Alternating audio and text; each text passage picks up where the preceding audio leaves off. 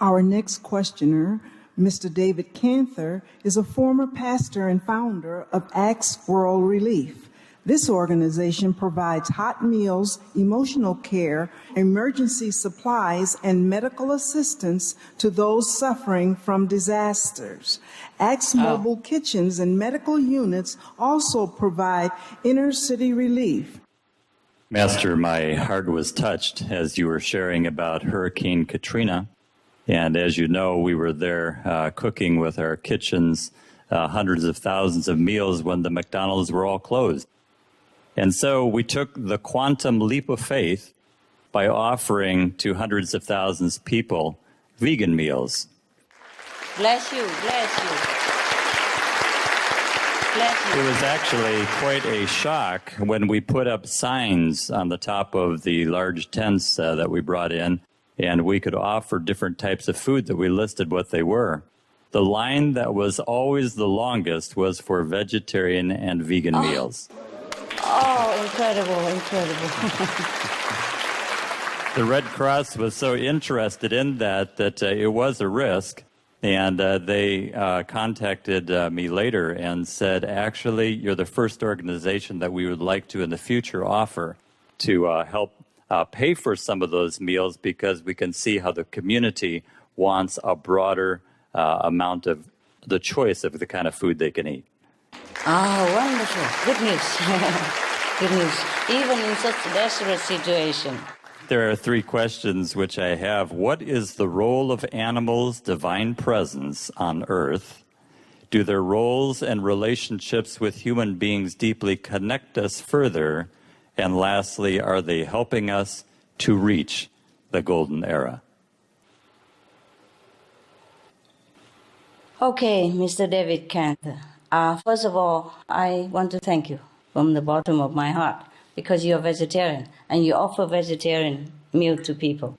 And that you give me the good news that the longest line are the vegetarian food choice. I'm so happy. That means we have chance to save the planet, because more and more people want to be vegetarian.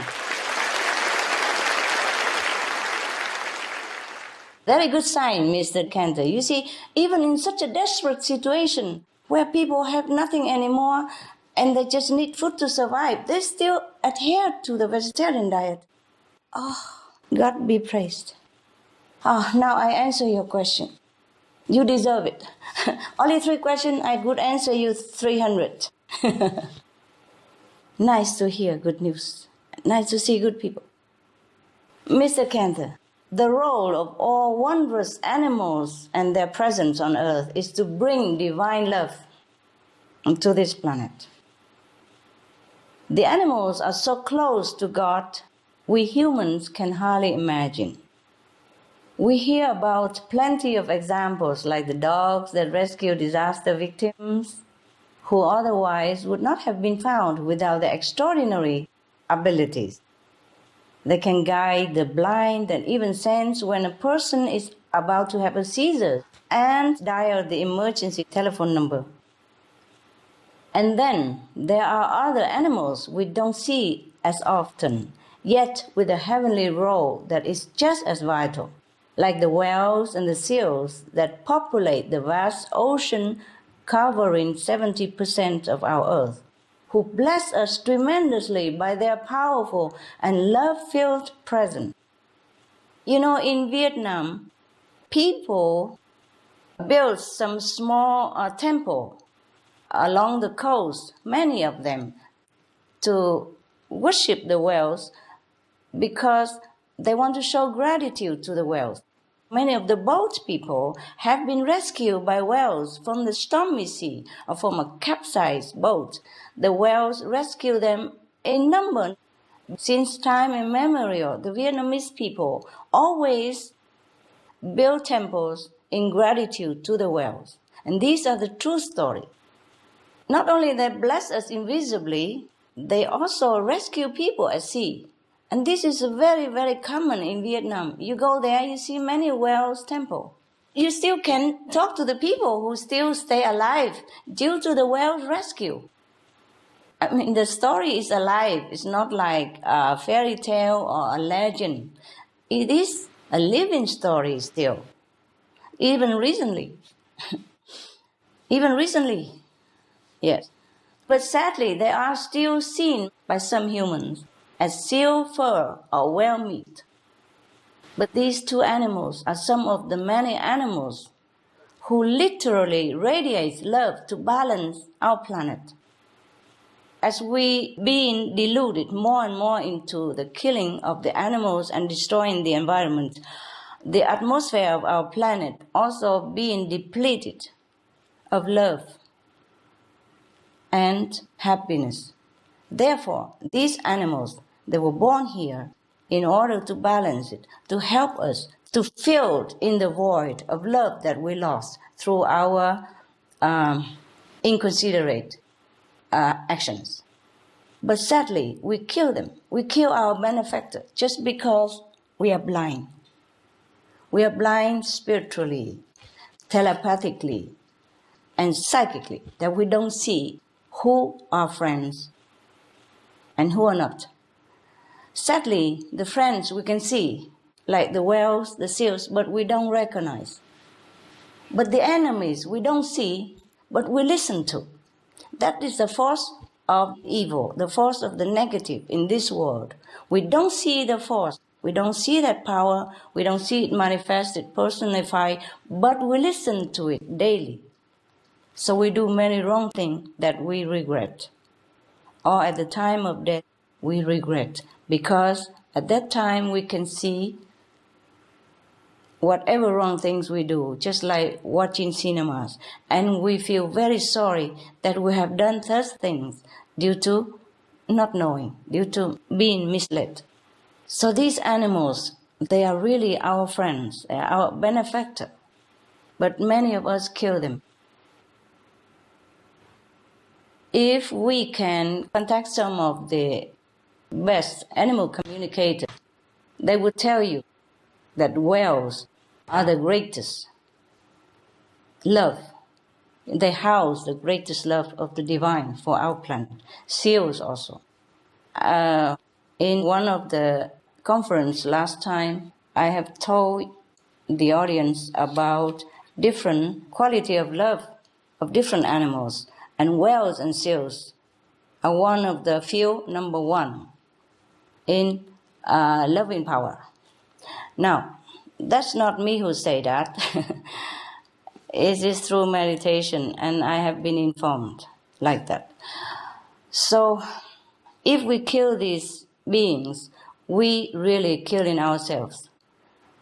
We take out the balance that greatly needed at this time, especially at this time in our dire situation. Now, if we let them live, then they will be able to bring back to earth the powerful, unconditional love, like that of the mother for her child. And they do their noble mission knowingly. They knowingly do it. Second question, do the roles and relationship of animals with human beings deeply connect us further? Yes, of course, sir, of course. Yes. Because the animals are very pure. They are already connected with the higher source of the divine. So we can learn so much from them. The animal does not have to be large. It could be an ant, which is noted scientifically for his intelligence, or a rabbit. Rabbit is also a powerhouse of love, almost next to the whale, yes, for example. Or even a chicken. You may be surprised. There was a Finnish painter, who told us that when he was feeling down because his day didn't go well, the chickens in his backyard came and sat in front of him. And just by looking at them, he got a sudden energy boost and feel better. Yeah, try it yourself. Rescue some chicken from the battery farm and then try look at them. Thank you. Now, some people also report remarkable experiences with marine mammals like the dolphins, saying that just contacting them once in a while lifted them out of their depression or nervous breakdown even. And some researchers have even noted a shift in people's brain waves for the better, for more positive, following dolphin encounters. So this has been proven, with lasting changes that include more creativity and even strengthened immune system. Imagine that. Just contact them once a while.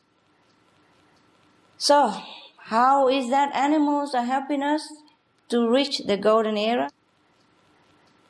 It is through their unconditional benevolent love and merciful nature, Mr. Cantor. I'm sure you know this, or at least you feel it. And their absolute forgiveness, no matter what humanity has done to them. You see, for example, the whale in Vietnam, the big whale that rescued the fishermen in Vietnam, they do know that these are fishermen. They do know that they kill fishes for a living, but they still rescue them at sea when the fishermen are in danger. You see, absolutely unconditional, unjudgmental. This is the love that we humans also house in our heart, but we have suppressed it because the substance that we took into our body doesn't help us to develop more of our divinity, but on the contrary, destroy it, or at least suppress it, damage it. So now we have to reclaim it again. Now, speaking of the quality and the unconditional love, I must say something about honoring this love from the animals for all the generosity of spirit and blessings that they bring into our lives. How do we have the heart to kill them and eat them, enjoy their suffering? You must know this, Mr. Cantor, since you are already vegetarian. I appreciate that. God bless you. Thank you, thank you. For anyone who is not yet vegetarian or who has not understood why, please inform yourself of the unimaginable, utterly cruel and utmost inhumane treatment involved in meat and dairy production or fishing even, as well as lab experiments or the animal fur industry. If we really connect with the animals, or if we really don't shut down our innate feeling, we will also feel their suffering, which is caused almost exclusively by humans. So please, I ask you, go and find out what really happens to the animals in those slaughterhouses. I would call it mass murder house. If you do, it's likely that they will no longer end up on your plate. The unimaginable, horrendous treatment of the babies, baby cows even, baby seals, baby chicks, will make you shudder with horror. Even the egg industry has blood on its hands. If you would like more information, there is a show on the Supreme Master Television called Stop Animal Cruelty Program on Supreme Master TV at www.suprememastertv.com/stop-animal-cruelty, as well as other information concerning humans, animals, and saving our planet, etc. We don't like to think of ourselves as cruel, much less brutal, especially for something like a hamburger or a piece of bacon. But these are the facts. Animals are utterly cruelly mistreated day in and day out to feed the very industry that supplies all the meat consumed by humans. In news just a few days ago, an undercover video sponsored by the Humane Society of the United States recorded the treatment of baby calves, some barely a few days old. As these animals were being led to their murder, many of them are so weak by the bad treatment and the condition they live in that they could not walk or they're too young to walk. They were kicked, beaten repeatedly while laying down, and they were dosed with water to increase the pain of electrical shock, and even skinned alive. Can you imagine that we do these things?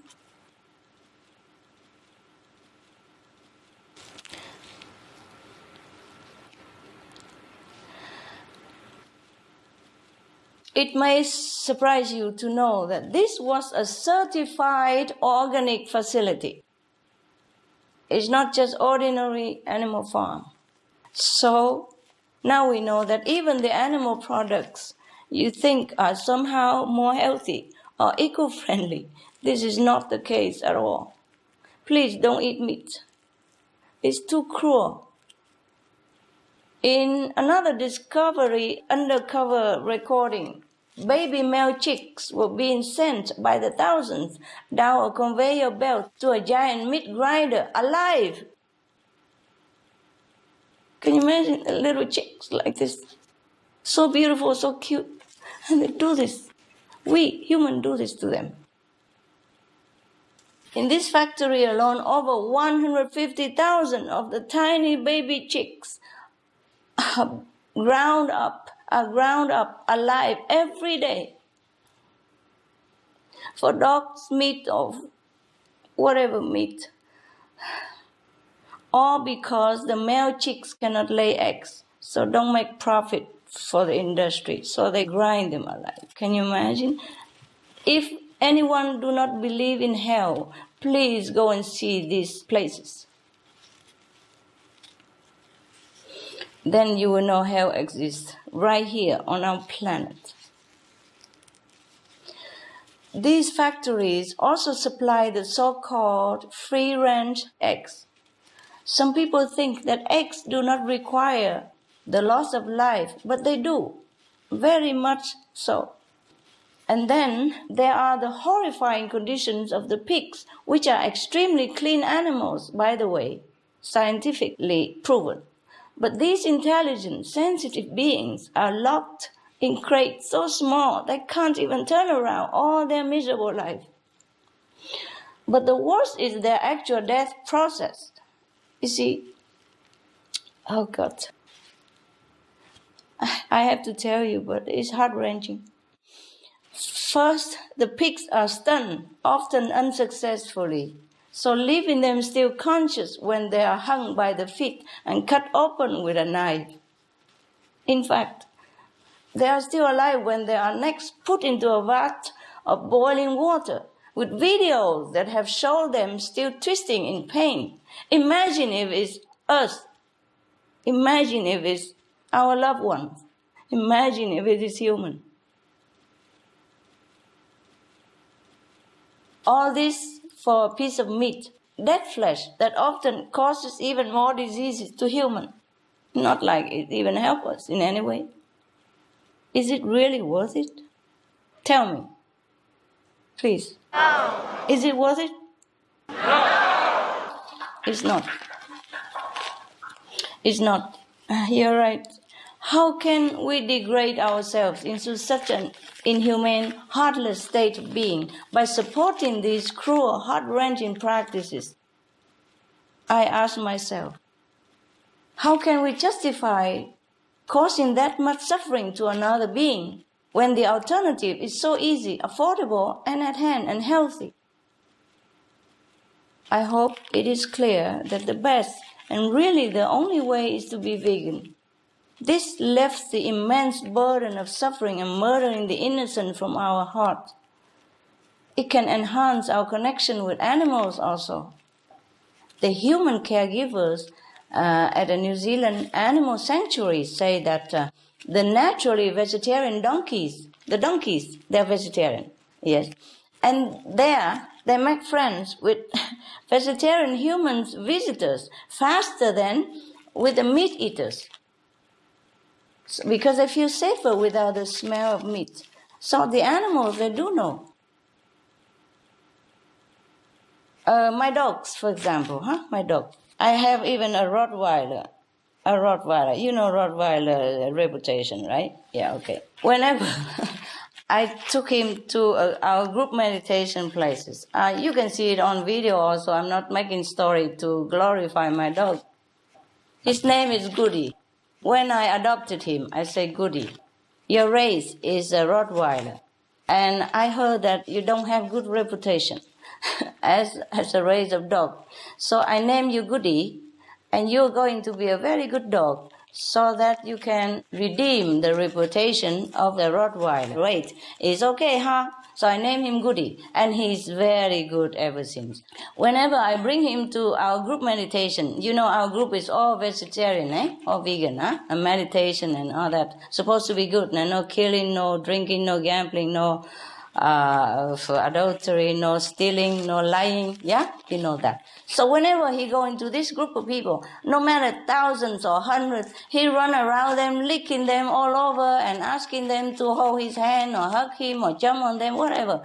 He does that to numerous of people, whoever. Men, women, children, and old and young alike. Because he feel good, safe there, I reckon. Now, you don't have to be an animal communicator to see this, that he feels good within our group. Now, when I took him out, sometimes in a restaurant, which is a non-vegetarian restaurant, it's difficult to find always in my travel the vegetarian restaurant, but I go in there to eat vegetarian. And I sometimes encourage my people to go in a non-vegetarian restaurant to eat vegetarian food, to remind them to keep cooking more and more vegetarian for more people. Because vegetarian restaurant, they already know. So I went often into a non-vegetarian restaurant if I have to go out. Then sometimes I bring my dog. Whatever dog I bring. Okay, now we talk about Rottweiler. We talk about that race. Yeah, he's been so good with hundreds or thousands of my association members whenever he's among them. But I bring him out just into a non-vegetarian restaurant. And the owner of the restaurant, because he knew me, he came and talked to me. He just go just like 2 meters near me only. He jumped right in the middle between me and the owner of the restaurant. The owner is still alive, eh? If you want, I can ask him. He jumped right in the middle and sit up straight and look at him and growl at him already. Growling only, huh? I said, no, don't do that. So the Rottweiler was quiet. Then the man think he could approach me a little further. He just take one more step and he stood up.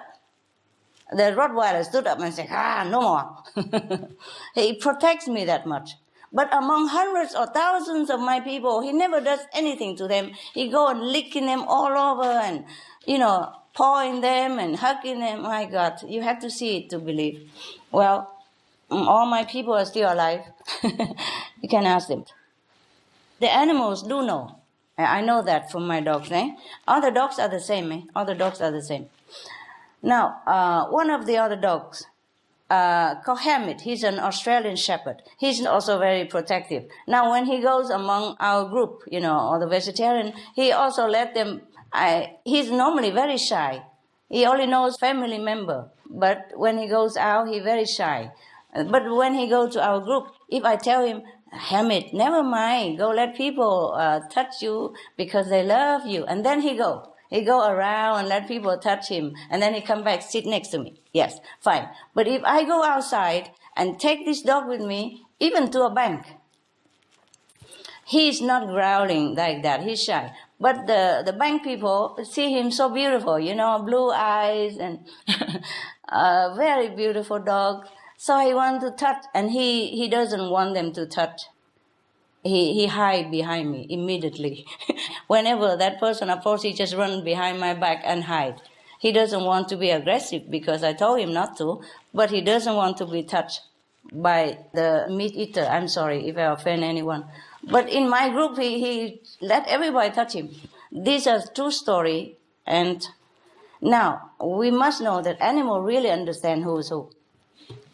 So if we know all this, we cannot support further the meat industry because there's mass murder. In our society, we only kill someone when he done something wrong. And nowadays, many countries already abolish death penalty. And even if a death sentence prisoner, they have their own cell and they have clean food, clean water. They're not treated the way we treat our animals' friend. This is really not humane at all. Oh, please stop all this. Please tell everybody else to stop all this. Thank you so much. Thank you.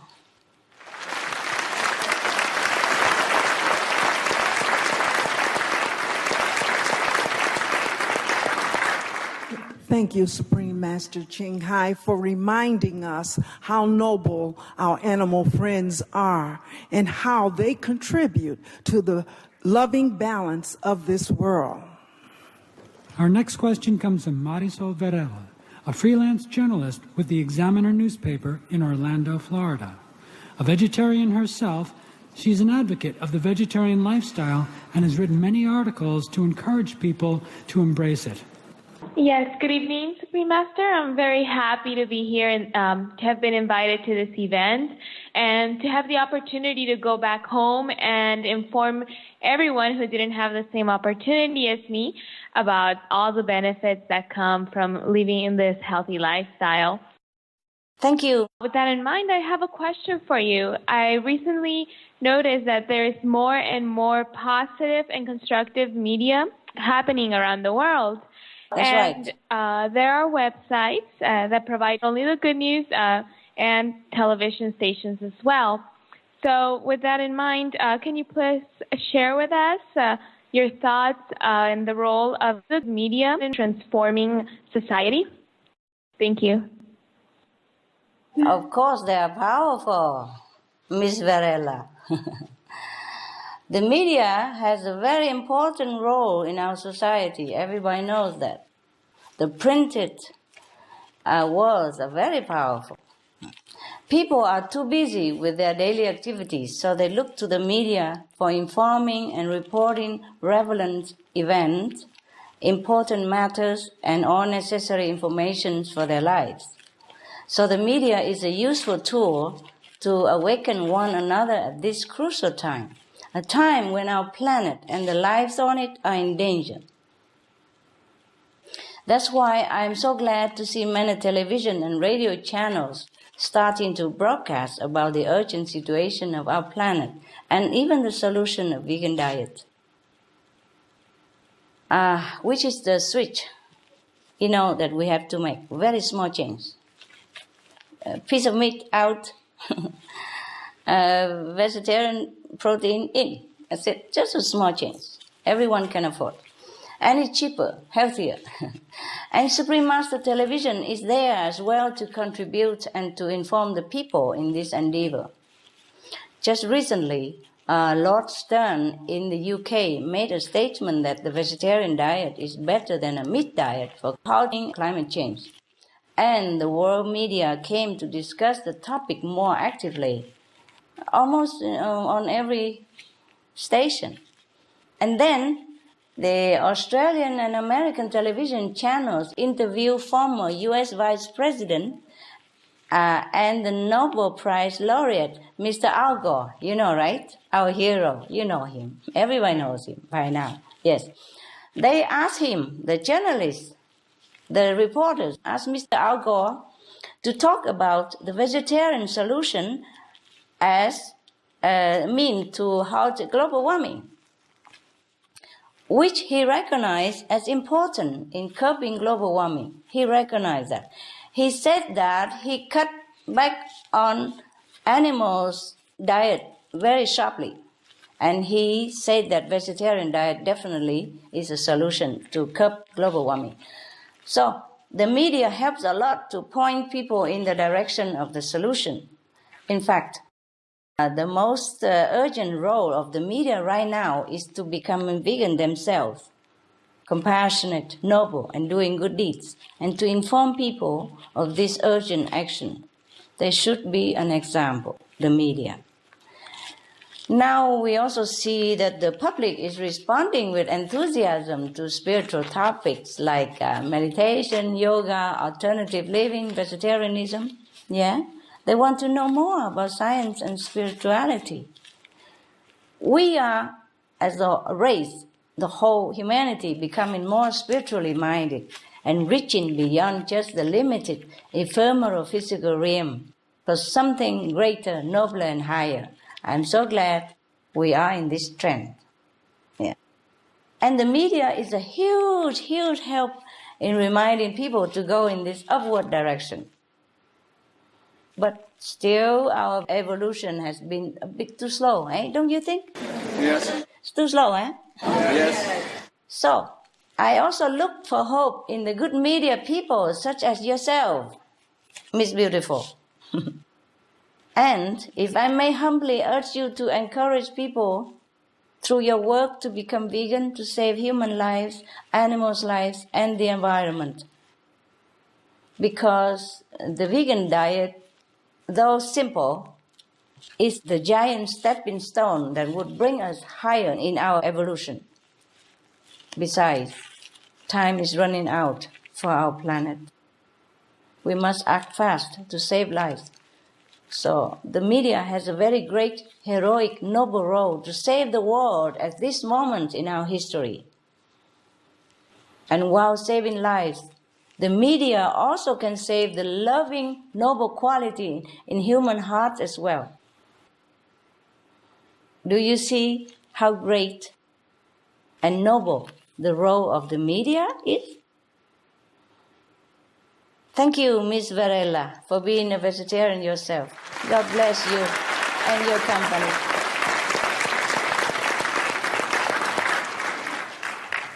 Thank you, Master Ching Hai, for the scope of your vision and for your pioneering role in the creation of Supreme Master Television.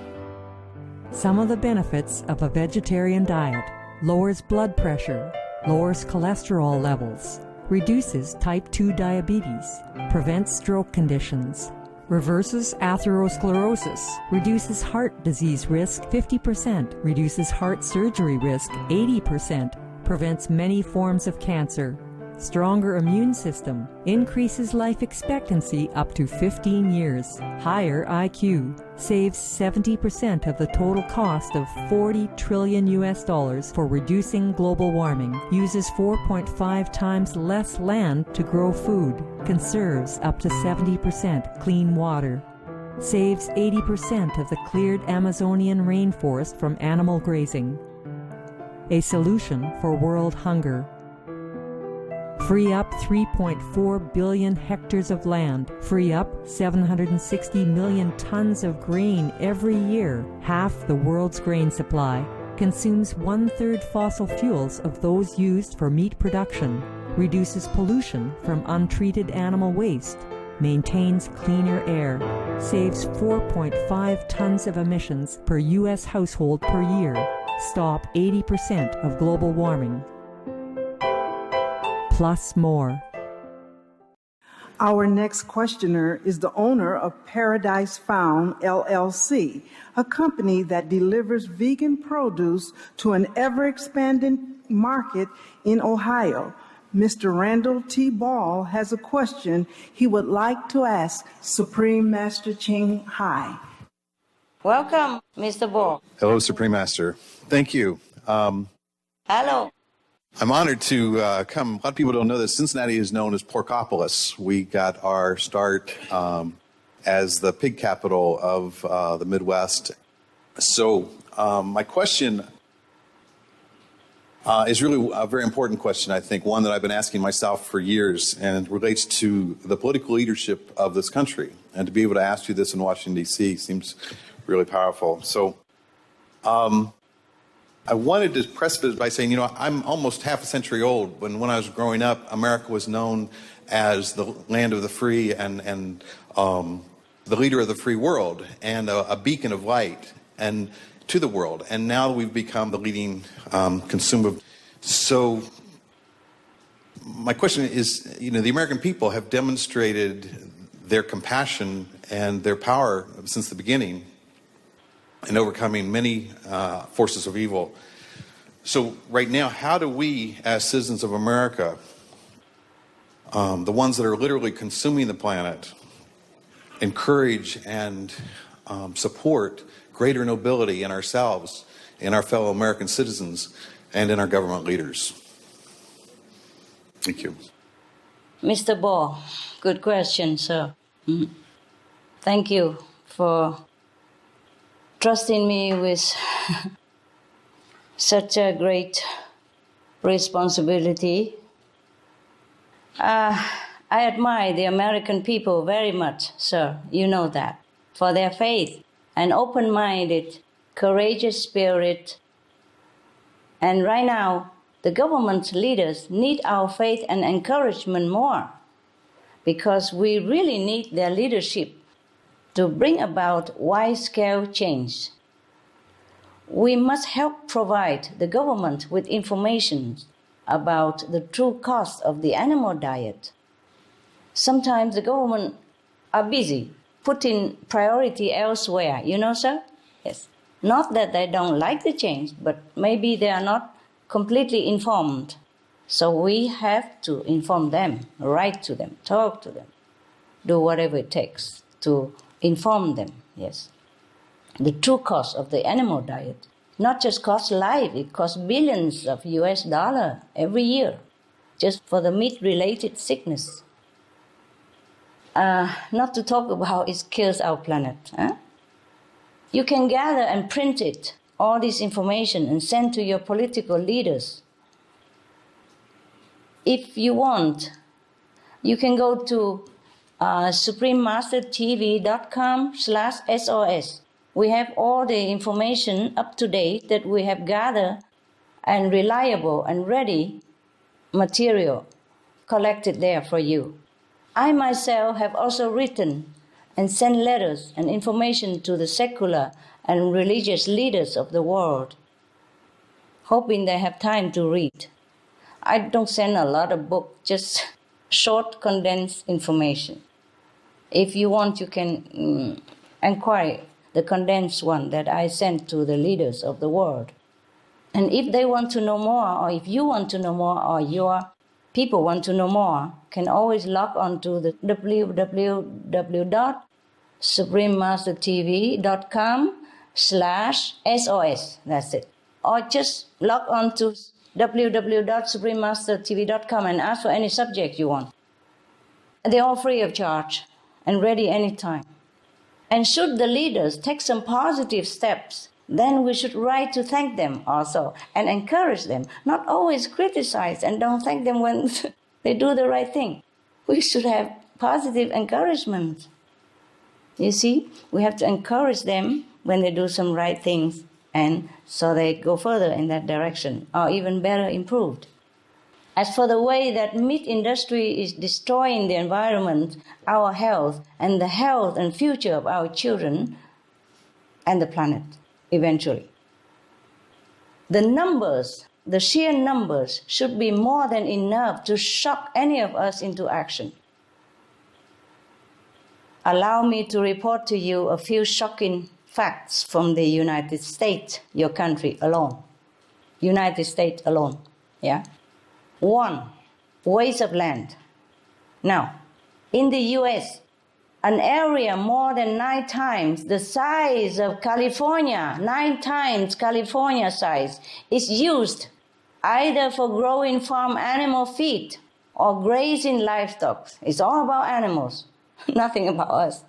That's about 1 billion acres, or 80% of all agriculture land in the US, and about half of all US land being used for meat production. By contrast, less than 3 million acres is used to grow all the vegetables in the country. Imagine that. Number 2, waste of water. Half the water in the US is wasted on production of meat. Just for comparison, 100,000 liters of water are needed to produce 1 kilogram of beef, while less than 1% of this amount, or 900 liters only, is required to harvest a kilogram of wheat. Number 3, waste of food. 90% of all soy, 80% of all corn, and 70% of all grain grown in the United States are fed to fatten livestock. Well, this could feed at least 800 million hungry people, sir. We have hungry people. We have children die every few seconds because we use too much land, too much water, too much food for livestock instead of on human. Number 4, pollution. Livestock produce 130 times as much waste as the human population in the US. Can you imagine that? A single pig farm with, say, 500,000 pigs generates more waste yearly than the 1.5 million residents of Manhattan in New York City. In Virginia state, even the poultry farms are producing 1.5 times polluting nitrogen more than all the people living in the same area. We are killing us ourselves. All this waste is unregulated and untreated, you know. There's no law to regulate this and treat these things. So the U.S. Environmental Protection Agency estimates that agriculture, which is mostly for meat production, contributes to nearly 3/4 of the country's water pollution problem. 3/4 of your country's pollution came from livestock.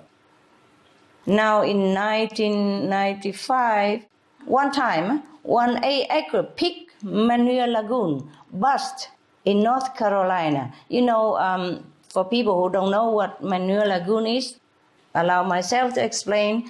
It is where they have a big lake, you know, and then they all the manure and the waste, the urine and all that of the pig will go in there. And it looks like a lagoon, so they call it manure lagoon.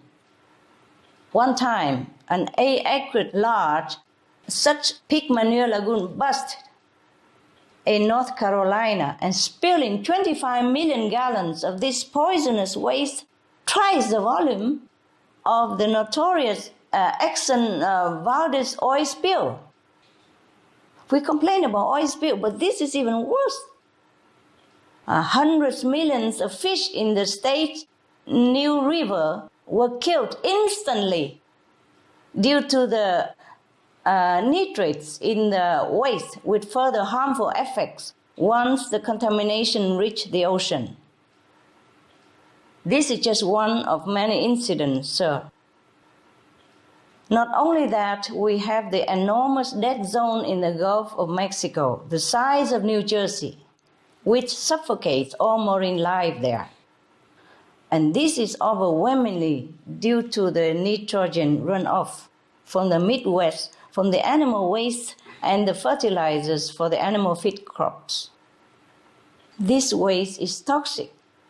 It contains antibiotics, hormones, and pesticides, and 10 to 100 times the concentration of deadly pathogens like E. coli and Salmonella compared to human waste. Number 5, health and economic cost. Meat causes hundreds of billions of US dollars in medical costs alone and economic burdens on families and governments. Not to mention the pain and suffering of the families. Of course, unimaginably great and lifelong. And all the while, we are suffering illness, losing lives, grieving over lost loved ones and family members, losing happiness, losing money due to the animal diet. We are the ones who are paying the industry to continue producing this problem, producing meat, fish, and the like, with our hard-earned tax money that's used to subsidize them. Ironic, huh? The US government could, of course, redirect the billions of dollars now spent on livestock subsidies to help farmers switch to organic vegetable and fruit agriculture. That would be a great help to your country and the health of the Americans. The government could use these powerful tools to spread campaigns about veg alternatives, bans on meat, and laws to help people switch to organic vegan farming and consumption. A global switch to a veg diet could even save the world governments a lot of money as much as 80% of all the climate mitigation costs of 40 trillion US dollars by year 2050. That is, we save 32 trillion US dollars in climate mitigation costs, and having a healthy vegan population is a good deal, good business deal in all positive aspects. There is very good reason for the American government to abolish meat, fish, eggs, and dairy, or the animal product altogether. We must stop animal production now, and at all costs, if we want to keep this planet. I repeat, we must stop animal product right now, and at all costs, if we want to keep this planet. I have always looked to the American people and their great government leaders as one of the best living examples of democracy and freedom, integrity of our world. However, I must tell you truthfully that the meat industry is unbefitting to the greatness of your country and of the great American citizen. Don't you agree, sir? Yes. Yeah.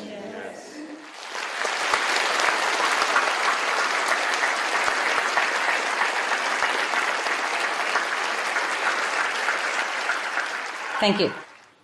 Yeah, great people deserve great things. Great people lead great lifestyle. So we have to do away with the ungreat things, and we have to begin the great things for the great people, great country like America.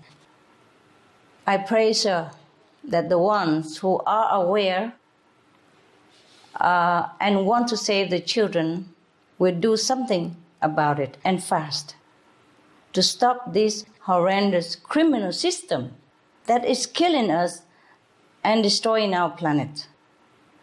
And that we must not allow any longer. Thank you, and God bless your faith in the divine, in your leaders and yourself. God bless America.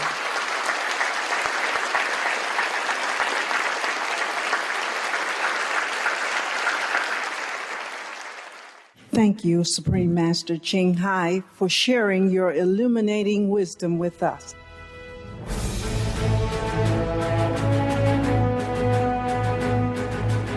European Parliament supports reducing meat to lower greenhouse gases.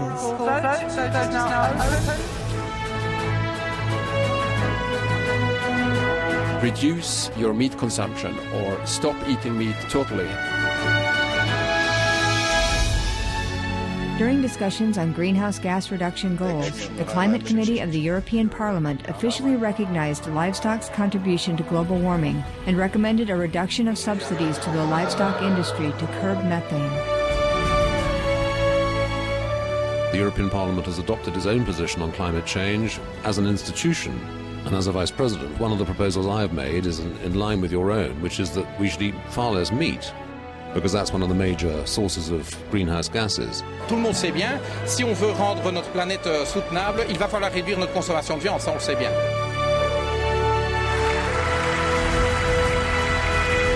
My name is Jens Holm. I'm a member of the European Parliament. Please, be veg, go green to save the planet.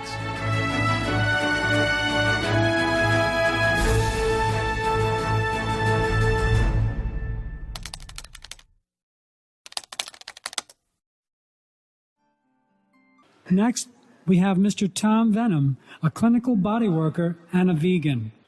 It's so nice to see you, Supreme Master Ching Hai. This is quite an honor. I'm quite intrigued by the idea of this humanity's leap to the golden era, and the idea of a golden era being here on planet Earth.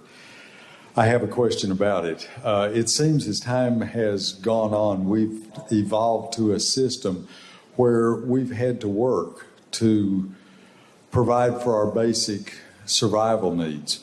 Right. How will this system change as we grow into the new era? Will it be more service-based, where neighbors simply provide for one another out of the kindness of their hearts? Thank you. That would be great. That would be great, sir.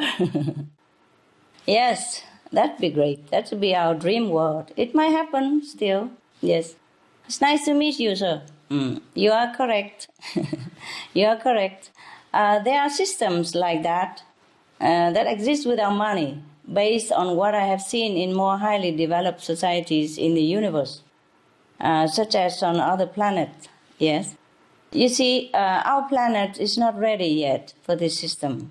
It's not the system, this or that. It's the people, the concept of life, the concept of the society have to change first. The people's concept, yes. Once they make a switch to change into a more sociable, more neighborly, more like global family-like, then that kind of exchanging system will automatically come to realization. Yes. I have seen in other planets, only the people who are more evolved, or the concept has evolved in that direction, more like a community, global community direction, more spiritually. Then they would use that exchange system with no money that you mentioned. Yes. These planets, they are inhabited by beings similar to us, né? Yes, but they're more beautiful. I'm sorry. Maybe because they're more relaxed. Yes, and they are more vegetarian, relaxed, happy, and light conscience. Yes. So many of these civilizations are much more advanced than we are, even spiritually, even technology, mainly because they have developed morally and spiritually to a higher level than ours. As a result, they do everything in a more effective and peaceful way. In our world, we have to earn a living because of the need for physical survival. So we even feel bored at work in many cases. Many people, they work, but they don't love their job. They're not interested. Because they feel forced to do the job just to earn the money. Yeah? Often, because of that, we are forced into some job that we don't even like, or not interested, or not even capable to do. So often our precious talents and gift, natural gift, time and freedom are all lost in the office or in the factory, or at best put on hold for many, many decades until we're retired. And then we're tired to even realize our dream anymore. Or we are too sick for the whole lifelong of service and being poisoned by being misled into eating meat, cigarette, or whatever. Yes. So when we're retired, we're really tired. So all our talents, ability, energy are lost just for maybe a few dollars an hour. And we are the children of God, eh? And we have talents. Many people who have talent, ability, bury their life into some other mundane, laborious job until they die, unfulfilled. You know that, yes. It's a pity, yeah. However, in these more developed places in the universe, everyone is secure and has enough, just like your dream world that you have mentioned. They work, but are able to choose which talents and abilities to share and contribute to the society. Because they do that, so they do their best, because they do what they love to. They have choices, see? Instead of working for money, they produce for the honor and pleasure of contributing. They bring the fruits of their labor or their talents, like their harvest or their services, to a place where they can exchange them with one another for the goods they need. This could be a goal that our world could look forward to. These people in those societies, they can enjoy a lot of time for their leisure and developing their hobbies and their talents, etc., and discover their dormant capabilities as well. So therefore, in such a society, there are many wonderful invention has been born. And many wonderful things happen because people are relaxing and do what they do best. No one ever worries about lacking physical necessities, so their lives are full of freedom and happiness. Doesn't that sound wonderful, sir? Yes. Sound wonderful to anybody?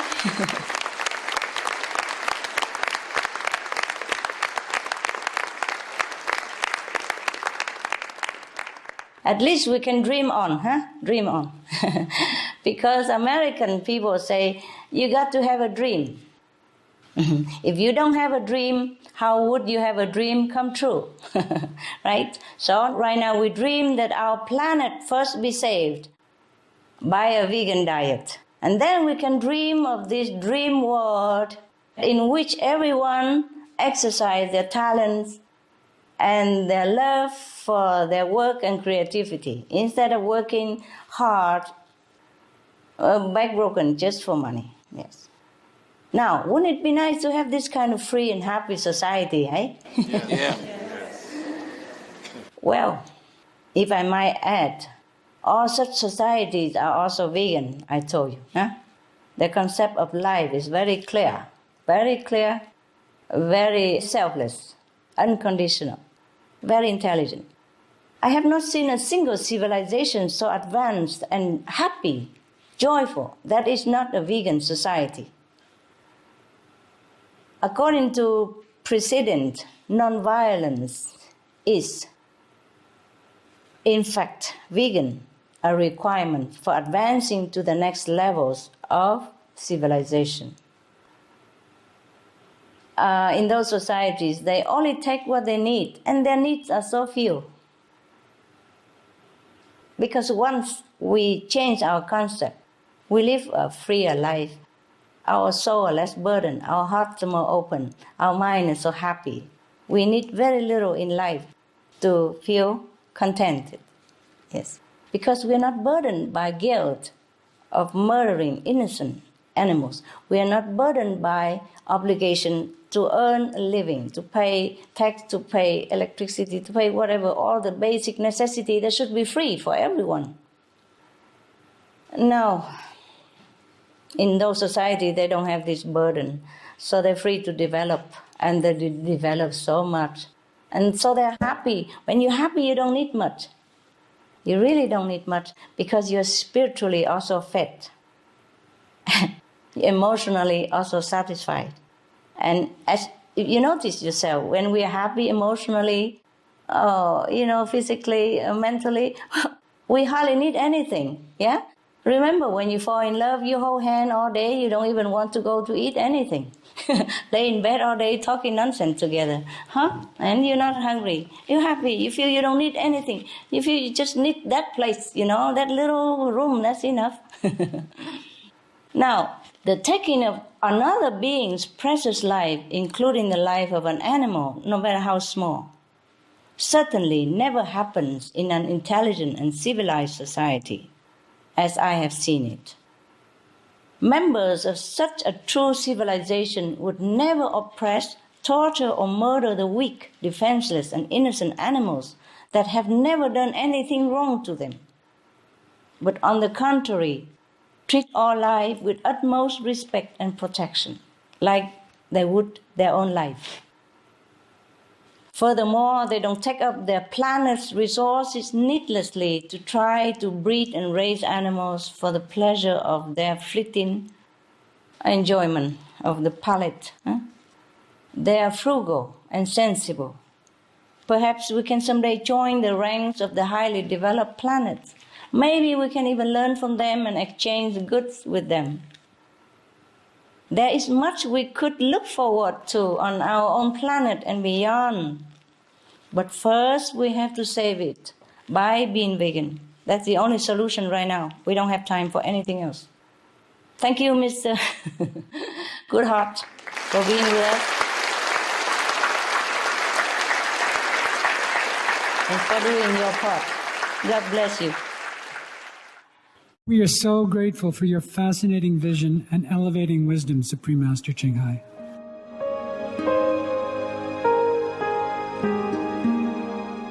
Vegetarianism in religion. The Baha'i Faith. Regarding the eating of animal flesh and abstinence therefrom, know thou of a certainty that, in the beginning of creation, God determined the food of every living being, and to eat contrary to that determination is not approved. Selections from the Baha'i writings of some aspects of health and healing. Buddhism. All meats eaten by living beings are of their own relatives. Lankavatara Sutra. Also, after the birth of the baby, care must be exercised not to kill any animal in order to feed the mother with meaty delicacies, and not to assemble many relatives to drink liquor or to eat meat, because at the difficult time of birth there are innumerable evil demons, monsters, and goblins who want to consume the smelly blood. By ignorantly and adversely resorting to the killing of animals for consumption, they bring down curses upon themselves, which are detrimental to both the mother and the baby. Ksitigarbha Sutra. Be careful during the days immediately after someone's death, not killing or destroying, or creating evil karma by worshipping or offering sacrifice to demons and deities, because such killing and slaughtering committed, or such worship performed, or such sacrifice offered, would not have even an iota of force to benefit the dead, but would entwine even more sinful karma into previous karma, making it even deeper and more serious. Thus, delay his rebirth to a good state. Karma means retribution. Ksitigarbha Sutra. Gaudai. The most important thing is to stop killing, because animals also have souls and understand like humans. If we kill and eat them, then we owe them a blood debt. Teachings of the Saints. Christianity. Meats for the belly, and the belly for meats, but God shall destroy both it and them. Holy Bible. And while the flesh was yet between their teeth, ere it was chewed, the wrath of the Lord was kindled against the people, and the Lord smote the people with a very great plague. Holy Bible. Confucianism. All men have a mind which cannot bear to see the sufferings of others. The superior man, having seen the animals alive, cannot bear to see them die. Having heard their dying cries, he cannot bear to eat their flesh. Mencius. Essenes. I am come to end the sacrifices and feasts of blood, and if ye cease not offering and eating of flesh and blood, the wrath of God shall not cease from you. Gospel of the Holy 12. Hinduism. Since you cannot bring killed animals back to life, you are responsible for killing them. Therefore, you are going to hell. There is no way for your deliverance. Adalila. He who desires to augment his own flesh by eating the flesh of other creatures lives in misery in whatever species he may take his birth. Mahabharata anew. Islam. Allah will not give mercy to anyone except those who give mercy to other creatures. Hadith. Do not allow your stomachs to become graveyards of animals. Hadith. Jainism. A true monk should not accept such food and drink as has been specially prepared for him involving the slaughter of living beings. Sutrakatanga. Judaism. And whatsoever man there be of the house of Israel, or of the strangers that sojourn among you, that eateth any manner of blood, I will even set my face against that soul that eateth blood, and will cut him off from among his people. Holy Bible. Blood meaning flesh. Sikhism. Those mortals who consume marijuana, flesh, and wine, no matter what pilgrimages, fasts, and rituals they follow, they will all go to hell. Guru Granth Sahib. Taoism. Do not go into the mountain to catch birds and nets, nor to the water to poison fishes and minnows. Do not butcher the ox that plows your field. Tract of the Quiet Way. Tibetan Buddhism. The offering to the deities of meat obtained by killing animate beings is like offering a mother the flesh of her own child, and this is a grievous failure, the supreme path of discipleship. Zoroastrianism. Those plants I, Ahura Mazda, or God, rain down upon the earth to bring food to the faithful and fodder to the beneficent cow. Avesta. Everybody knows that vegetarian diet is good for health and to save the planet. They will be awakening their own great, compassionate, loving self-nature, and then their level of consciousness will rise up automatically, and they will understand more than they ever did, and they'll be closer to heaven than what they are right now.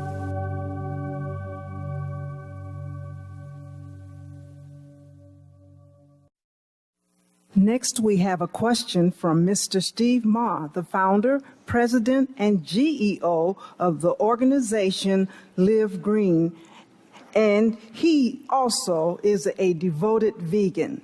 The letters GEO stand for Green Executive Officer. Oh, yeah?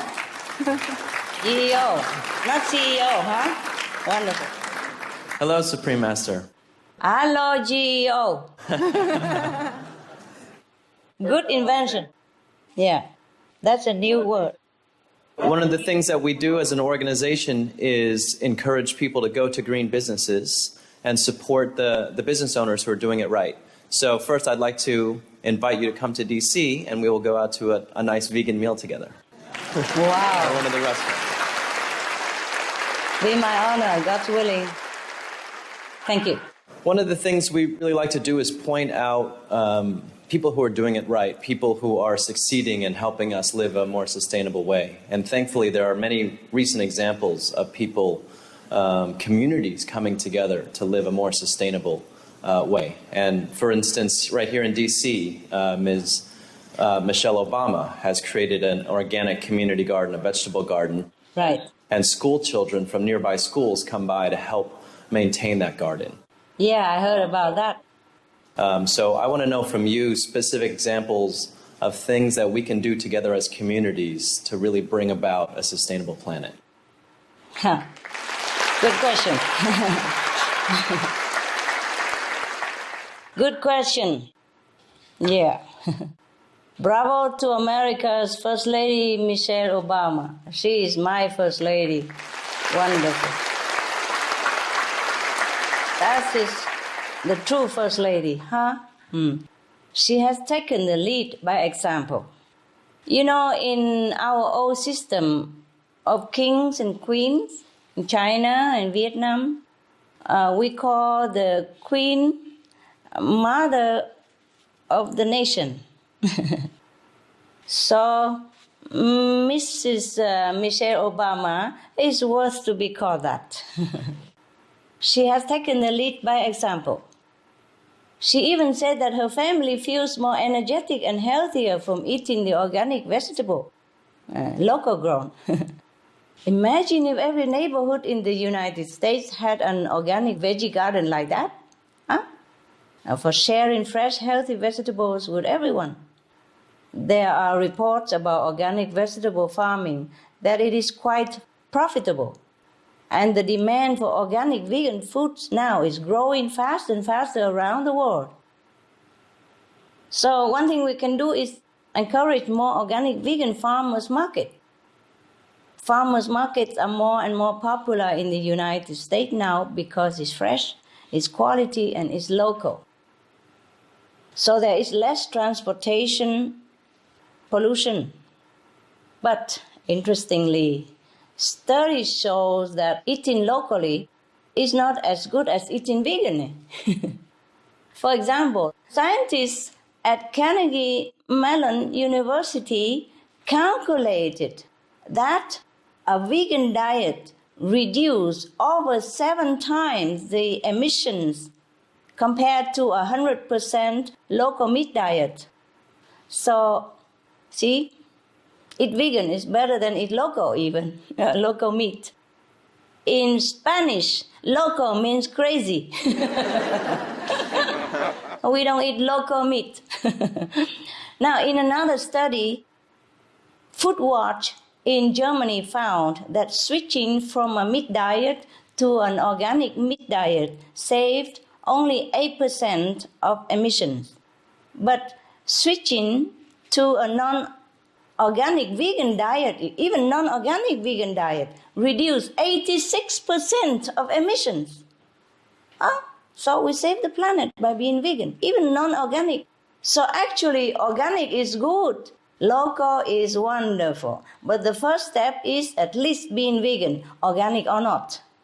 Organic, of course, is the best. Because when we plant all the tillable acres on our planet organically, then the CO2, the carbon dioxide, which exists already in our atmosphere, will be absorbed 40%. And the other 60% we take care by being vegan. Then we're happy. Our planet definitely survive. Now, the vegan lifestyle is the greenest lifestyle. Right or not? Thank you. Thank you. Good children of God. Because even organic meat is actually not eco-friendly at all. It requires even more land and more energy than the non-organic meat in meat farming. Can you believe that? So it doesn't even help to try to raise animals organically. The so-called sustainable free-range organic poultry, for example, need 20% more energy and have a 20% higher, bigger impact on global warming than non-organic poultry farm. Think about that. So we've been misled all the time. This is a terrible thing about this negative power in this world. It makes us believe things that is not good for us at all. From now on, we have to try to do research and believe only what's good for us. And we have to research until we really find that this news, this information is truly reliable and believable. By example, by proof. Otherwise, just don't listen to anything anybody else say if they don't prove it. Similarly, organic eggs were found to have 14% higher carbon footprint than non-organic eggs. So there we are. And even though you don't use fertilizers, the benefit could be cancelled out because of the increased land use. Therefore, only the vegan lifestyle is truly sustainable. Now, once we become vegan and urge others to join through grassroots seminars, flyers distribution, letters, email, whatever, we could practice sustainability in other ways. As I have suggested before, we could plant organic vegetables and trees. Better still are those fruit trees and nut trees and those vegetables or legumes like beans and stuff that need little water.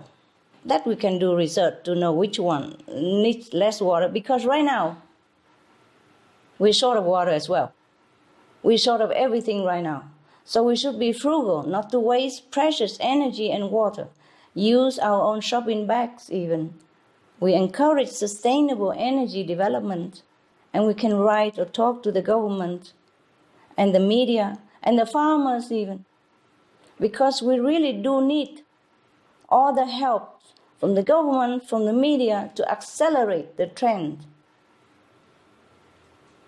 Another good way to quicken our movement to a sustainable planet is to generate more positive energy. Do good deeds and be loving and kind. Expand our loving quality. This is what will create a shield, invincible, to protect us and the planet. Finally, we can pray that divine power manifests on earth to awaken leaders, the media, the influential people, and all the world citizens to take the right steps to preserve our planet, and fast before it's too late. Because at this point, we do need heaven's intervention to save our planet. Not to pray to them to protect us, just to pray so that they awaken everybody to the solution of vegan diet, because that is the solution that will save our planet. If we can do these things, starting with being veg, we would realize not just a sustainable planet, but a real paradise of peace in our lifetime. Thank you, and heaven bless you for being a vegetarian. A handsome vegetarian. Thank you, Supreme Master Xinghai, for sharing your most wonderful and insightful answers to these thought-provoking questions. Thank you.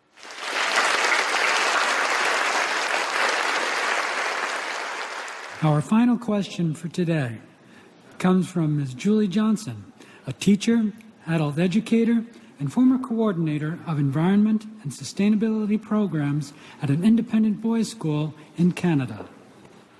Supreme Master Ching Hai, I'd like to say hello from Canada. My husband and I are visiting from Canada, and I know there are lots of Canadians helping out with the conference today. Hello.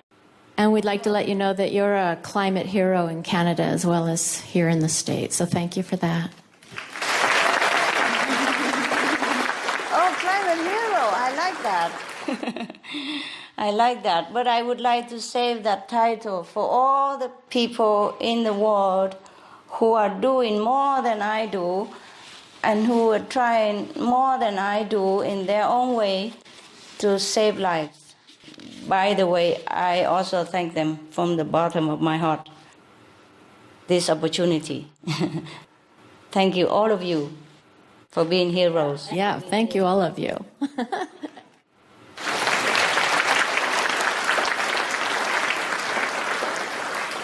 Supreme Master, there are so many inspiring teachers in this world from many walks of life. And these educators treat children as whole beings, and in addition to teaching skills and knowledge, they also instill good values in our children. And I'm wondering, how will noble, loving education help to usher in the golden era? Ah, good. Noble education. Yes. Hello, Canada. I have been in your beautiful country and the kind people of Canada. Very safe country. Yeah. Also because your country is peaceful, you know, make no enemies anywhere. When you don't provoke people, then you are at peace. That's a good example, you see. Canada is a good example of, as you sow, so shall you reap, eh? Your country only help people and being friendly to all nations. Therefore, your country is always at peace. And the people are happy, yes. But it's cold. Very cold. Even then, people are happy. They're not going anywhere. They stay there. So now, I like your expression very much. Noble, loving education. Yes. And it is true that we are indebted to all the inspiring teachers whom we are honored to learn from throughout our lives.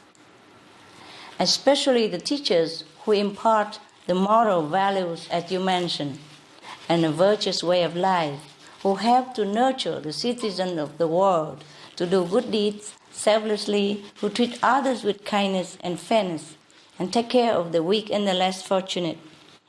If we have more such teachers, our world could become a heaven. As the famous American historian Henry Adams said, I quote him, "A teacher affects eternity." Even eternity. Wow, not just one lifetime, eh? A good teacher. A teacher affects eternity. That's something to think about. The best way, I think, is to start with a spiritual foundation, because spiritual practice includes the basic moral and social standards. I think all the schools on our planet should include spiritual and moral standards in our school curriculum. Because that's what's lacking. Yeah, deeper subject. Not just say, okay, I go to the church or I give a little to charity, which don't always even mention in the school. Now, the basic moral and social standards we must instill in the children at a young age and provide the inner support they can always lean on throughout their lifetime. A study in Canada, your country, showed that children who have spiritual faith are happier. Furthermore, meditation helps children to become calmer and more focused. For example, in the US, some studies were conducted in schools that taught children how to do simple meditation, and they report very good results, such as less anxiety, a better mood, more attention span. Such kids grow up to be the helpers and strong leaders of our societies. Now, another important part of a noble education, as you mentioned, is to encourage the children's already God-given love in nature. Actually, all the children, not just the indigo or crystal children, are born very sweet and loving and innocent. And they do have connection with God up to the age of 3 or 4. There was a very touching story, the true story. The mother told the story of her 2 children talking to each other. One child is a girl, she's 4 years old. And the other is 1 year old, laying in the crib still. And the 4 years old girl asked her younger sibling, "Please, can you tell me what God is like, what God looks like? I begin to forget already." That made me cry so much when I first heard about it. "Please tell me what God is like. I begin to forget already." 4 years old, tell the 1 year old. And now we come back to earth.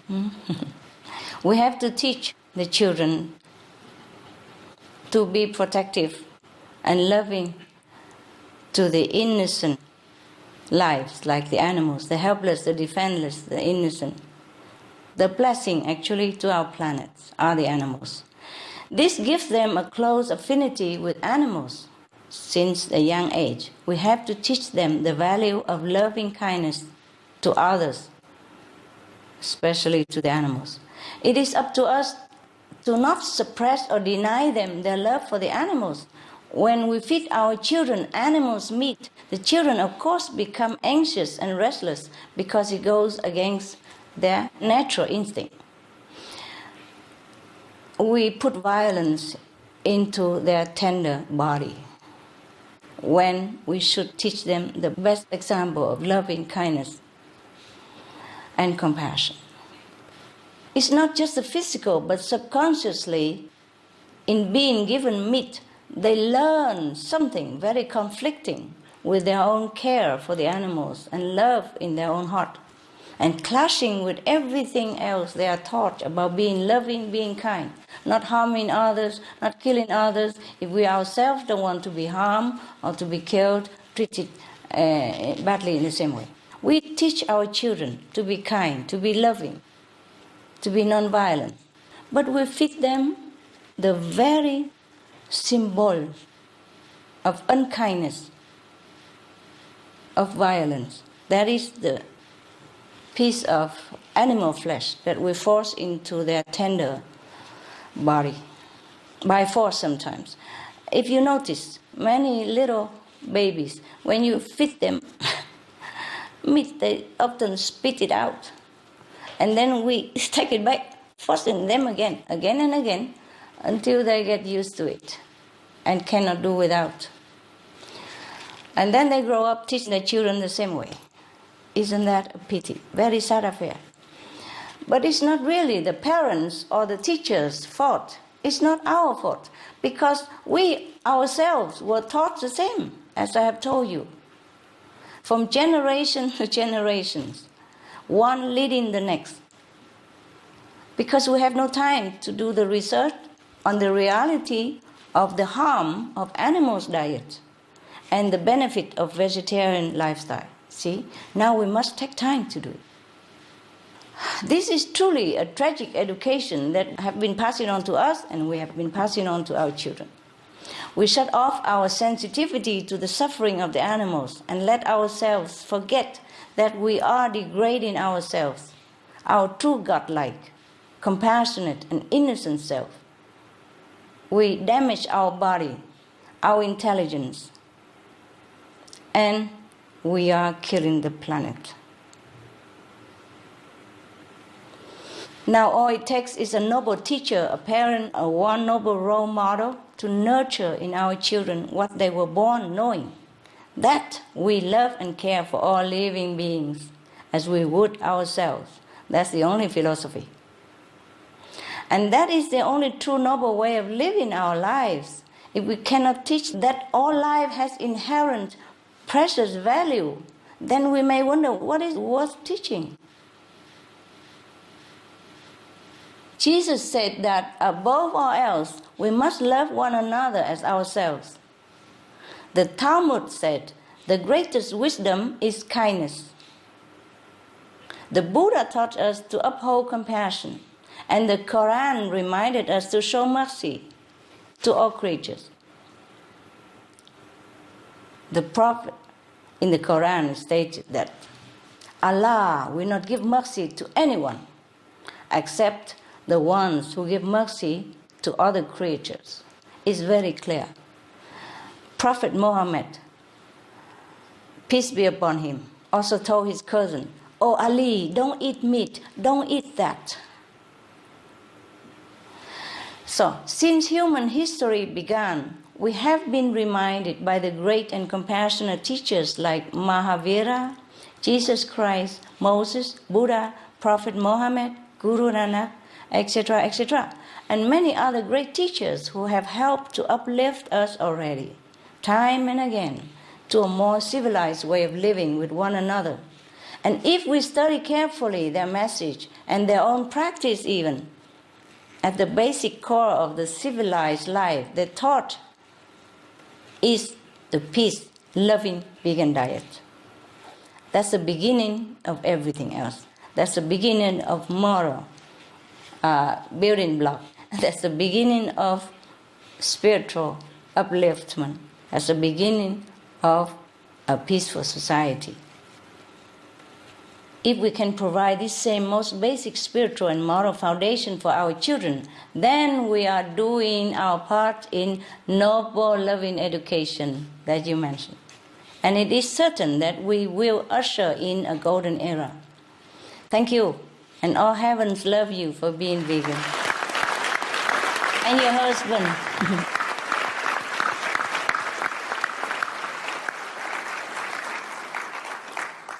God bless you. Thank you.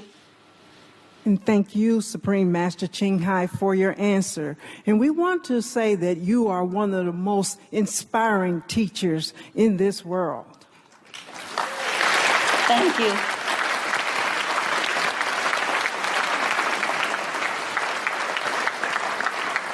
Thank you. Thank God for blessing me with such a privilege.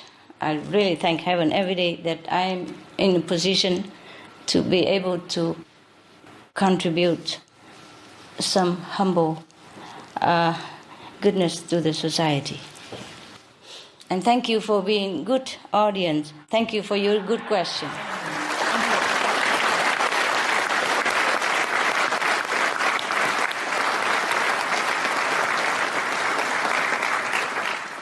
That completes our formal question and answer session.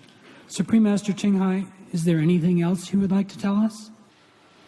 A few words of thank and goodbye. You see, I am grateful also for the questioners because their questions are very, very thought-provoking, very enlightened, very concerning, very loving. Their enlightened questions, their sincere attention, support, and love for the planet give me the inspiration to give a good answer. You see, they say good answer is because of good question, no? And most of all, I appreciate all of your willingness to join hands in helping ensure the future for our world. If we are acting now and together while we still have a chance, and we still have some time, we can step into a world of our most splendid dreams and beyond. Thank you for good questions.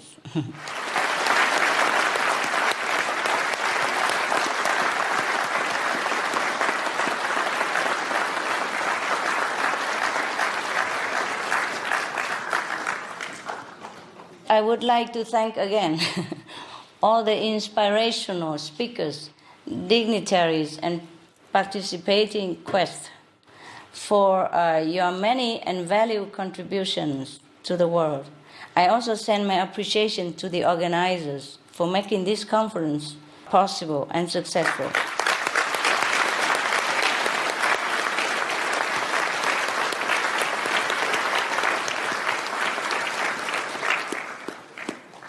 I can imagine how much hard work, dedication, and loving kindness have been put into this conference in order to make it as beautiful as it is. Yes. And because of that, we have all the beautiful, supportive, lively, good-looking audience. Thank you.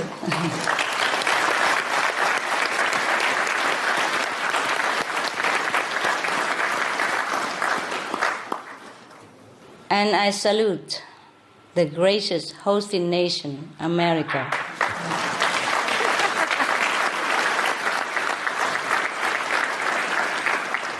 As well as the capital of this great nation, Washington, D.C. As the speakers have said today, in so many ways, we must all rise to what is needed by the planet now and to what we know we can be.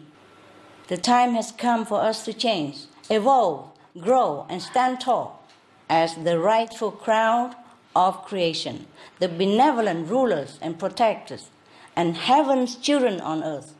I pray that each of us may walk away from this important event much more encouraged, much more knowledgeable, and readier than before to go forth in the direction of righteousness, justice, and love.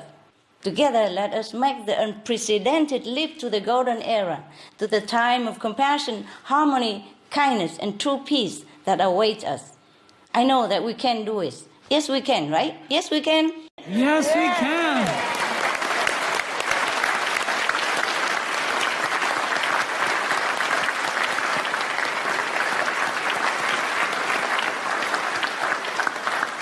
I'm positive that we can do it. And I believe the Americans will be standing as one, blazing the trail to our shared wondrous destination.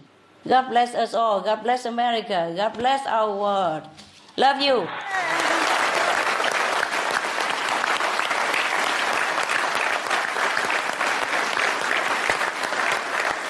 Splendid people, wonderful people. Thank you so much. Thank you so much. I'm also standing for you.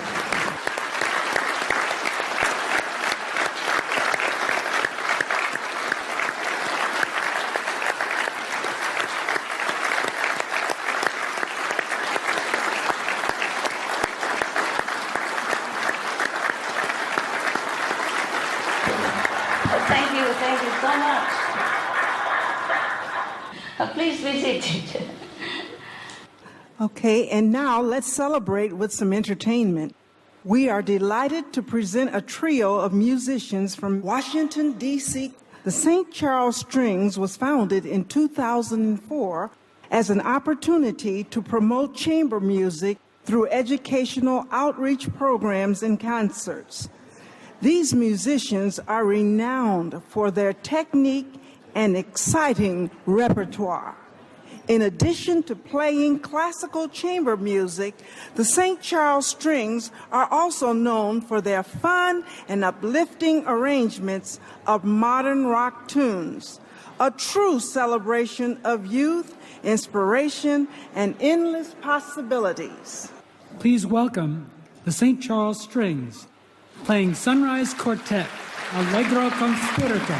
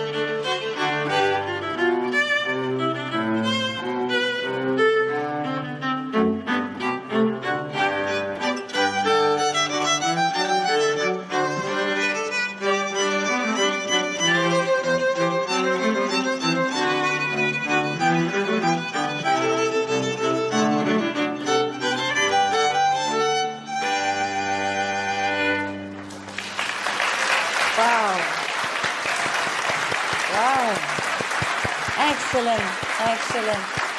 Thank you so much.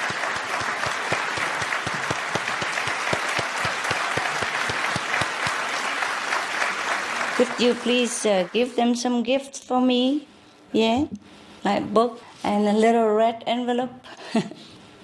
Yes, Master. And we wanted to thank them for sharing their elevating music with our world audience. Thank you. Which raises the question, what will music be like in the golden era? Our final song is from Nomanjin Oldof, a singer-songwriter from Mongolia whose voice is a joy to behold. Yeah. This evening she will be singing from a distance. While she performs, we will watch a video that celebrates the dawn of the golden era here on Earth. Please give a warm welcome to Nomanjin.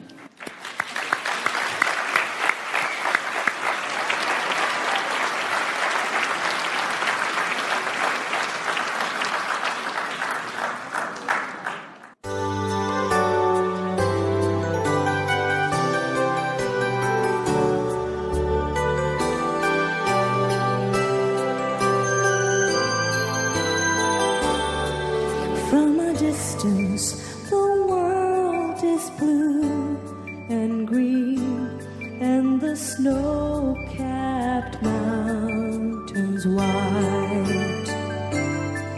From a distance, the ocean meets the stream, and the eagle takes to flight. From a distance, there's harmony, and it echoes through the land. It's the voice of hope. It's the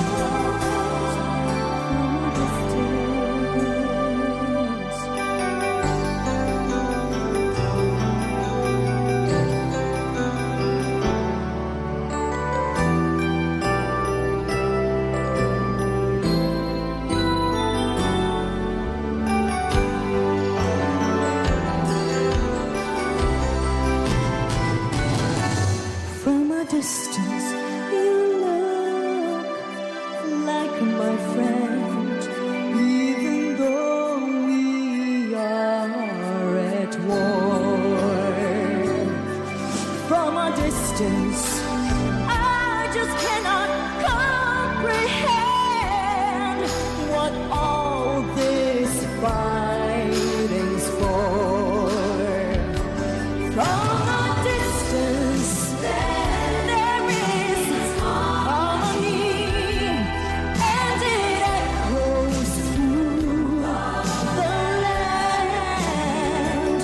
And it's the hope of hopes, it's the love of loves, it's the heart of every man. And it's the hope of hopes, it's the love of loves, and it's the song of every man.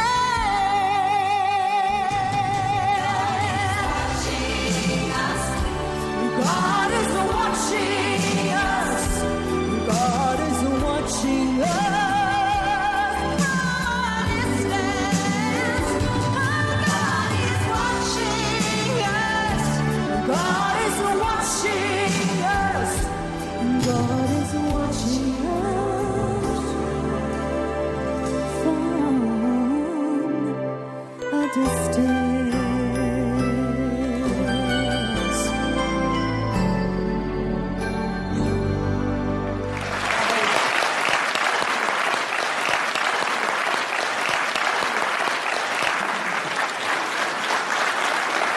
Bravo.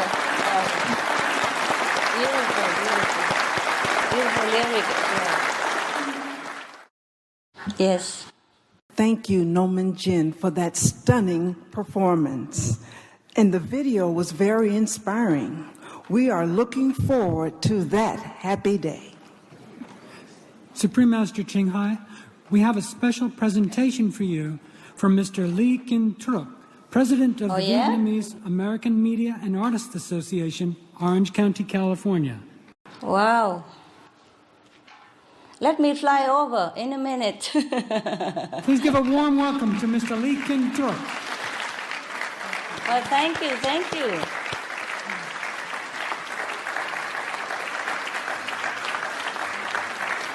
Wow. Oh, thank you.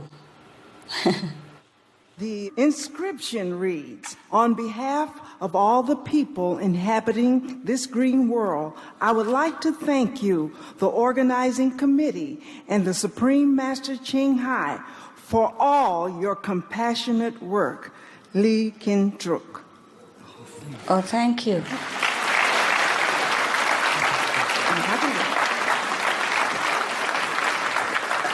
And Lee Kin Truc is a journalist and president of the Vietnamese American Media and Artists Association, Orange County, California.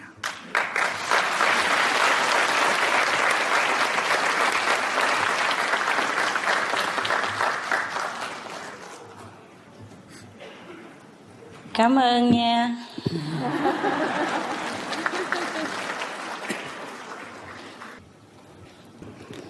Thank you.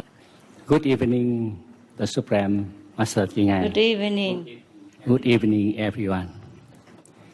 I am a Vietnamese. I am a journalist. The Vietnamese community is Orange County, Southern California. I am very happy and honored to be here. And I am thank you very much, Supreme Master Ching Hai.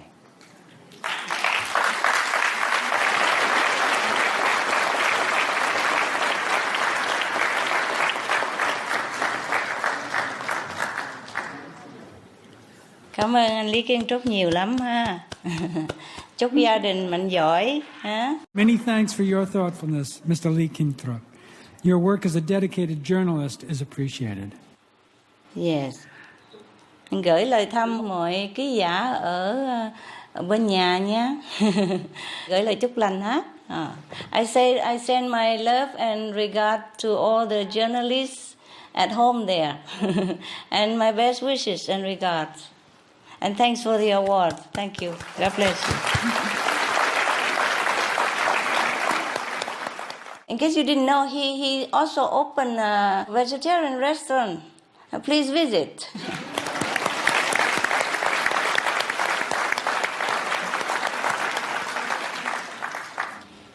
Supreme Master Ching Hai, we are very grateful for you sharing your time and your wisdom with us this afternoon. Before leaving us, would you like to share a final message? Wow. I thought everybody should go and have a vegan gourmet dinner. Are you hungry? Okay. I just want to say thank you again. God bless you all, and God bless great America. Thank you so much. Please tell me we can be veg, go green, do good deeds, and save the planet. Say yes. Yes. So be it. Bless you. We will save the planet with your help. Good night. I love you all. God bless you. God bless us. God protect the planet. See you sometime.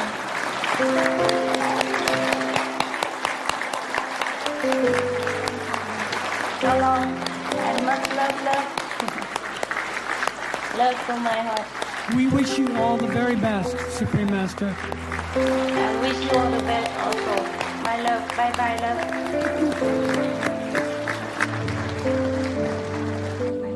We would like to also thank our two talented American Sign Language interpreters, Ms. Bevan McNamara and Ms. Andrea K. Smith.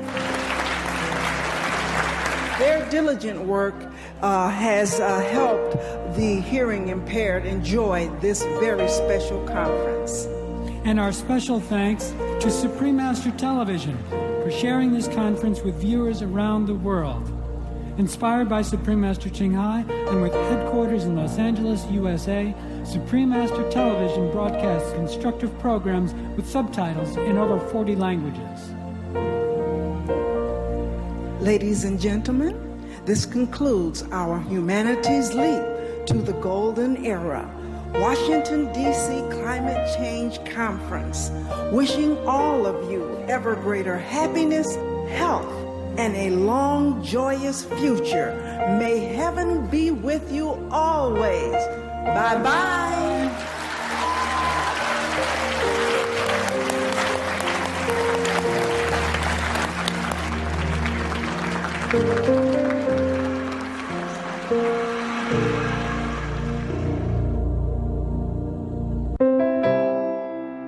What was your impression of today's conference on climate change?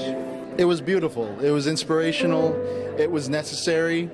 The urgency was conveyed in just the right tone. I can't really imagine any one person feeling anything but inspired leaving.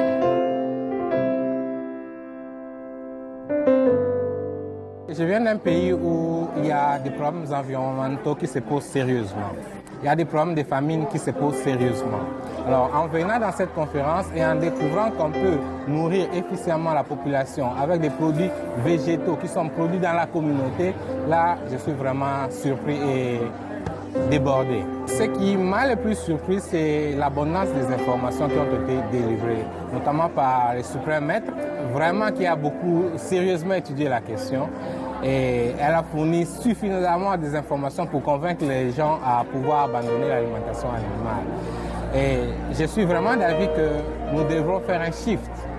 Donc, changer ce mode alimentaire vers un mode plus végétarien, pour moi, c'est la meilleure solution qui soit pour l'Afrique en général. Je crois que c'est une personne qui mérite vraiment une grande attention par la richesse et la profondeur de la matière qu'elle apporte à la communauté, par le message de la paix et de l'amour qu'elle amène, mais bien plus que cela par le style de vie plus durable qui permet une santé meilleure pour la communauté. Vraiment, son message mérite d'être écouté. Ouais.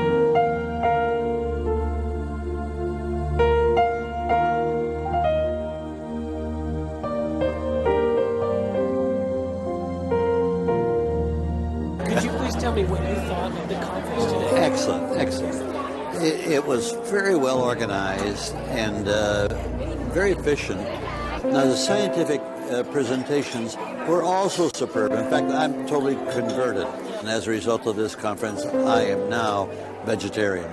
Now, that's wonderful. The evidence that I saw today, which really bowled me over, because I've been very much for renewable energy, but when you just stop and think, eat less meat and you do more than you can do for anything else to solve the problem of global warming. Supreme Master Ching Hai, thank you for bringing about this conference, for what you're doing to try and save the animals of the world, to save the planet, to save the human race.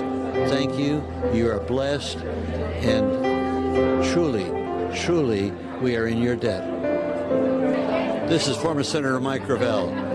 V-Veg, go green, to save the planet. It was the first time I heard her speak. I felt she's very insightful and just really did a great job of showing the compassion behind what we're trying to do. And while we laid out the science, she highlighted the compassionate piece of why we should really be interested in that, and then tied it into science and health and the impact on the environment. So I thought she did an excellent job with that. Be red, go green, save the planet. Conference rocks. I hear the message clearly in regard to the impact of animal husbandry, of animal farming on the environment, and I believe that most who are here already converts to that idea. So it certainly was very useful for me to hear that message myself. I'm very impressed with the work that she's doing, because ultimately it's about the future, and the future is our children, and they are at risk, at significant risk. They're at risk by virtue of the diets that are imposed on them, and so I think it's very important that all this kind of information be made available to as many people as possible.